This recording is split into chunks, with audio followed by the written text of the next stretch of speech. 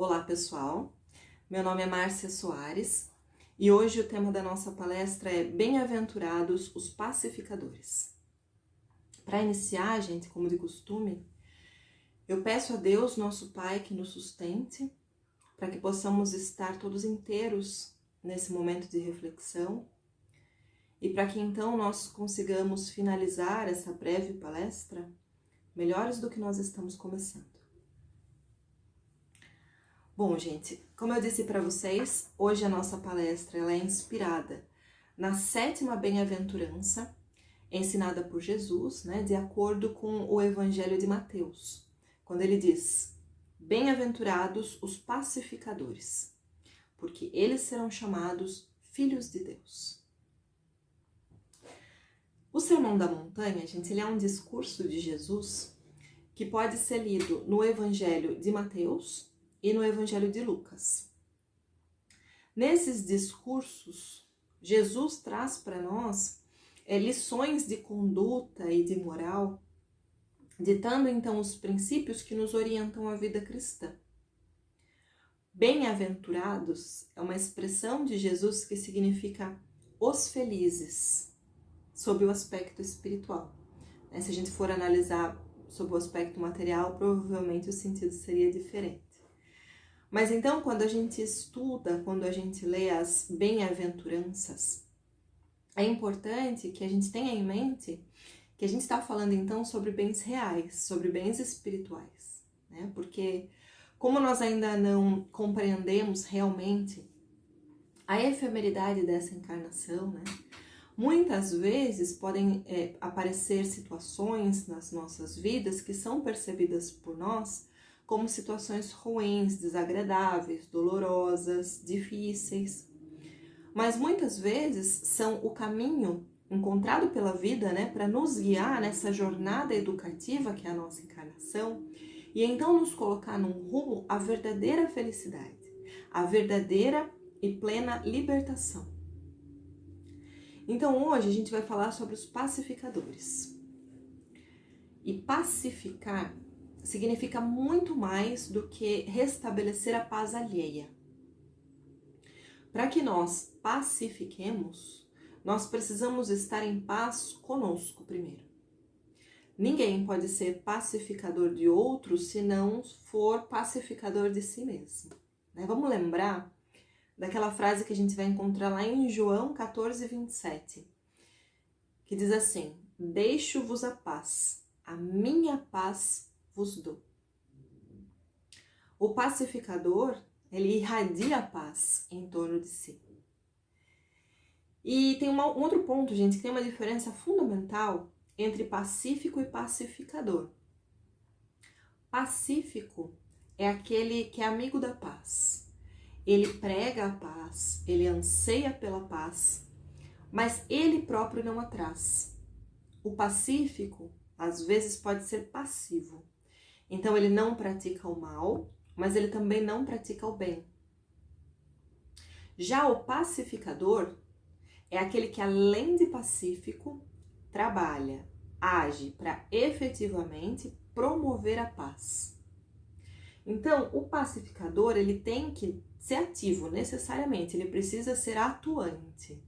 Ele precisa viver pautando suas atitudes em preceitos éticos, agindo então com base em valores relacionados com a espiritualidade que dão sentido para a nossa vida, a bondade, a fraternidade, a tolerância, a sinceridade, a justiça, a compaixão. E quando a gente reflete, gente, sobre esses valores que eu mencionei, a gente vai perceber que existe uma preocupação implícita com o bem-estar alheio, não é verdade? Então vamos pensar um pouquinho agora sobre a paz. A meu ver, a paz ela não pode ser entendida apenas como um estado de ausência de guerras. Ela é um estado de equilíbrio, de entendimento, de serenidade, onde existe o respeito pela aceitação das diferenças, a tolerância, onde os conflitos são resolvidos através do diálogo, onde os direitos das pessoas são respeitados e as suas vozes são importantes e são ouvidas. Então, a paz ela é desejada por cada um de nós, não é? É um objetivo da nossa vida. E não é à toa que muitas vezes nós nos saudamos dizendo, né, que a paz esteja contigo. É um desejo de todos nós. Nós sabemos, gente, que Deus é Pai de todos nós, mas por orgulho, talvez, nem sempre a gente consegue reconhecer verdadeiramente essa paternidade divina. Se a gente parar para pensar, o cotidiano, ele nos tira essa percepção. E a gente passa a agir como os outros agem, como a sociedade moderna age. E nós deixamos de ser pacificadores para nos tornarmos murmuradores. Nós somos muitas vezes pacíficos, mas nós não promovemos a paz no nosso dia a dia, no ambiente de atuação de cada um de nós.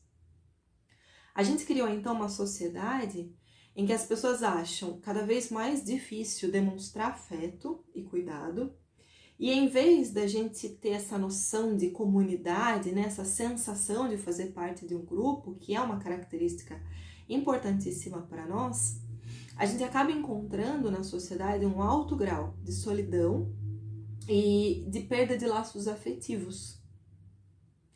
Isso nos sugere, gente, que há razões para acreditar que existe então uma ligação entre a infelicidade, essa ansiedade, esse descontentamento que a gente percebe na sociedade e a falta de contato com a nossa realidade humana, em que uns dependemos dos outros porque nós estamos todos conectados. Para eu estar em paz, você precisa estar em paz, né? Então, à medida, porém, que nós nos conhecemos e trabalhamos no processo da reforma íntima, a gente vai buscando o encontro, né, com a nossa essência divina. E a gente sente então a necessidade de nos aproximarmos de Deus. E aí vão se estreitando os laços entre a criatura e o Criador, e nós conseguimos então nos vermos como irmãos que nós somos. Vamos lembrar, gente, que a nossa destinação, né, é o amor, é a felicidade. E que existe uma essência divina amorosa em nós que precisa ser cultivada. Então, o exercício do amor é uma condição para evoluirmos e para nos aproximarmos de Deus. Vamos pensar naquela passagem do filho pródigo, né? Que depois de experimentar sofrimento, as dores, ele cai em si, ele busca o autoencontro e ele retorna à casa do Pai. Então, busquemos também esse retorno ao amor, né? Do qual muitas vezes nós nos distanciamos, né? Nós nos distraímos nos nossos afazeres do dia a dia. Quando nós nos amamos, nós nos abrimos para o universo. Isso acontece quando nós buscamos o melhor para nós, o melhor para os outros, dentro da realidade que nos é possível naquele momento. Então a gente não deve esperar a perfeição no estágio em que nós estamos. Não é possível. Mas é possível nos aperfeiçoarmos a cada instante, né? Buscando e promovendo a paz em tudo que nós fazemos, em todos os lugares que nós passamos. A meu ver, o caminho para a paz, ele passa primeiramente por esse encontro, por essa reconciliação entre criatura e criador. Quando nós tomamos consciência realmente da nossa posição como filhos de Deus, né? E eu acredito, gente, que cada um dos nossos atos, eles têm uma dimensão universal. Então, a paz individual produz, sim, a paz social. E esse trabalho de pacificação, primeiro de nós próprios, depois dos que nos rodeiam, ele precisa ser inspirado no amor, livre das amarras do sentimentalismo que a gente conhece no dia a dia. Ele precisa ser inspirado na escolha e não na obrigação. Portanto, é atitude, é comportamento, é postura. Promover a paz começa quando nós colocamos Deus na nossa vida, em tudo que nós fazemos. Como a gente vê lá no Evangelho segundo o Espiritismo, tem uma frase que diz que o espírita deve pensar que sua vida inteira precisa ser um ato de amor e de devotamento. Com a disciplina ética, né, gente, com a conduta íntegra, e o discernimento cuidadoso. Então, são fatores, né, são elementos decisivos para uma vida muito mais feliz por ser significativa. A gente está encarnado hoje na Terra em provas e expiações. Estamos todos, né, nessas condições. Mas somos instrumentos e devemos aplicar constantemente os nossos esforços para tentar abrandar as dores dos nossos irmãos, né, seguindo a lei de amor e de caridade, porque muitas vezes nós temos nas nossas mãos os instrumentos, os meios, para diminuir as dores alheias, diminuir o sofrimento, detendo então o mal e o substituindo pela paz. É desenvolvendo essa atitude, gente, de responsabilidade que nós começaremos a criar um mundo muito mais bondoso e compassivo. Falando sobre isso, eu vou citar agora para vocês um trecho do livro Fonte Viva, né, que foi psicografado por Chico, ditado por Emmanuel. Ele diz assim: ao leste e ao oeste, ao norte e ao sul da nossa individualidade, movimentam-se milhares de criaturas em posição inferior à nossa. Estendamos os braços, alonguemos o coração, irradiemos entendimento, fraternidade e simpatia, ajudando-as sem condições. Quando o cristão pronuncia as sagradas palavras Pai Nosso, está reconhecendo não somente a paternidade de Deus, mas aceitando também, por sua família, a humanidade inteira. Jesus sempre estabeleceu a doçura, a moderação, a afabilidade, a paciência. Não foi, gente? Então, a partir disso, qualquer tipo de violência, de agressividade, de ira, as palavras e pensamentos negativos são contrários às leis de amor e de caridade que ele veio ensinar para nós, exemplificando, vivenciando. Então, passemos a praticar atos que geram a paz, o amor. E não se constrói a paz sem justiça, não é? Sem bondade. Então, nós temos como missão, eu e você, cada um de nós, a pacificação da nossa trajetória. Para que possamos realmente nos tornar, gente, instrumentos de paz, instrumentos de amor, para que a gente consiga promover a transformação do mundo que nós vivemos. A sociedade, ela não pode ser transformada em blocos. Isso porque a sociedade ela é formada pelos indivíduos, né? A soma dos indivíduos. Então, só a melhora dos indivíduos pode melhorar a sociedade. Já que se a gente pensar bem, as únicas conquistas realmente sólidas são aquelas que acontecem no nosso íntimo, individualmente. A gente pode alterar legislações, a gente pode alterar costumes, mas o efeito disso é apenas paliativo se os indivíduos não se conscientizarem realmente da sua responsabilidade, se os indivíduos realmente não se transformarem positivamente. Então eu diria, gente, que pequenas atitudes éticas, felizes, amorosas, tomadas todos os dias, são a chave para essa transformação. Tem uma frase que está na moda, que diz assim, quando você muda, o mundo muda. Já ouviram? E é verdade. Quando nós mudamos, nós passamos a ver o mundo de um outro modo. E a maneira como nós percebemos o mundo, a maneira como nós o vemos, vai determinar a influência que nós passamos a exercer sobre o meio que nós vivemos e sobre aqueles que estão compartilhando a caminhada com a gente.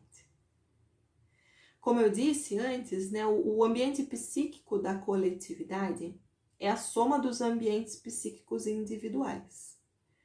Então, sempre que eu decido, sempre que eu escolho me transformar positivamente, né, sempre que eu escolho trabalhar nesse processo de reforma íntima, sempre que você escolhe fazer isso, nós estamos melhorando a coletividade. Pacificando a nós mesmos é que nós pacificaremos aos outros. A paz é transmissível. Então, gente, para finalizar essa palestra, eu vou ler para vocês um outro texto de Emmanuel, que foi psicografado também por Chico, no livro Palavras de Vida Eterna. Esse é um texto que foi intitulado Pacifica Sempre. Vou ler para vocês. Por muitas sejam as dores que te aflijam, a alma acerena-te na oração e pacifica os quadros da própria luta. Se alguém te fere, pacifica desculpando. Se alguém te calunia, pacifica servindo. Se alguém te menospreza, pacifica entendendo. Se alguém te irrita, pacifica silenciando. O perdão e o trabalho, a compreensão e a humildade são as vozes inarticuladas de tua própria defesa.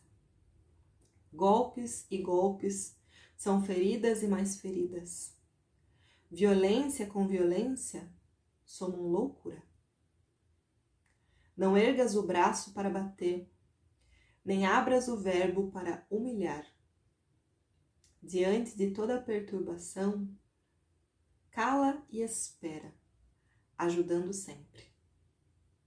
O tempo sazona o fruto verde, altera a feição do charco, amolece o rochedo e cobre o ramo fanado de novas flores. Censura é clima de fel, azedume é princípio de maldição. Onde estiveres, pacifica. Seja qual for a ofensa, pacifica.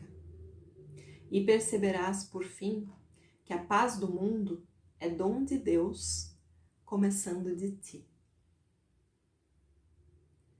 A gente percebe, né, gente, nesse texto de Emmanuel, então, o sentido de ser realmente pacificador, como eu disse no início da palestra. O pacificador. Sejamos, então, instrumentos de paz, que nós possamos promover a paz por onde nós passamos, né? Que nós possamos deixar um pedacinho do nosso coração por onde quer que a gente passe. Eu finalizo, então, essa palestra de hoje com esse texto. Eu agradeço imensamente a atenção de vocês. Desejo que todos estejamos em paz. Até a próxima.